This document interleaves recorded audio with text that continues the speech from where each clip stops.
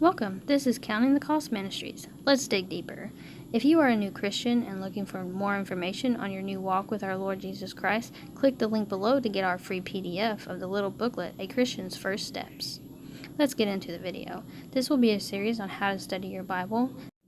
This video is going to be about supplies and resources. Let's get into the supplies. First thing that you're going to need is a Bible. I know, that one's a shocker, but this is a how-to. So the next thing that you're going to need is some paper. So there's different types of journals, notebooks, whatever you want. There's a few examples here. Spiral notebooks, different sizes, bound journals, mini binder, whatever your preference is. These are just a few. I definitely encourage you to study the King James Bible.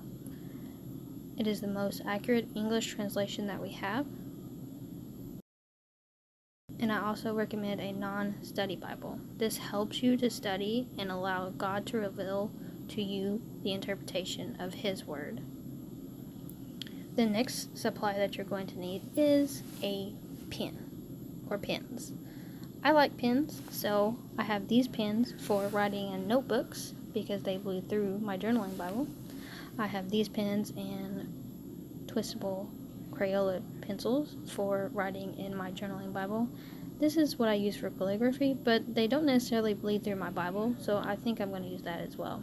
The next supply is post-it notes. I enjoy post-it notes in my Bible if I want to really make something stand out. This is optional. There's also some post-it flags in here that I like to mark certain Bible verses or where I'm currently studying at. These are not necessarily, but I like color. So basically, the things that you're going to need is a Bible, some paper, and a pen. So let's get into the resources. The resources that I recommend is number 1, the Blue Letter Bible app. It is also a desktop version. So you go to the app and then you click on the scripture, you click Intralingual, and then it gives you the Hebrew and Greek. This is great for word studies or getting a deeper understanding of the word. The next resource that I use is the Bible Concordance app. This app allows you to do word studies as well as gives you a better understanding of the Greek and Hebrew of the word that was translated into English. I find this a great resource for studying words. The next resource that I have is the Google app.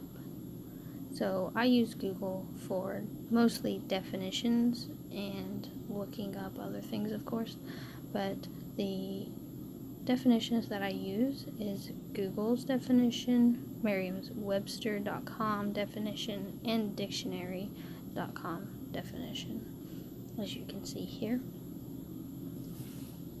I hope this video helps you in the supplies and resources that you might need when you start to study the Bible. If you like this video, give it a thumbs up. Hit that subscribe button. Let me know in the comments below what you would like to see next.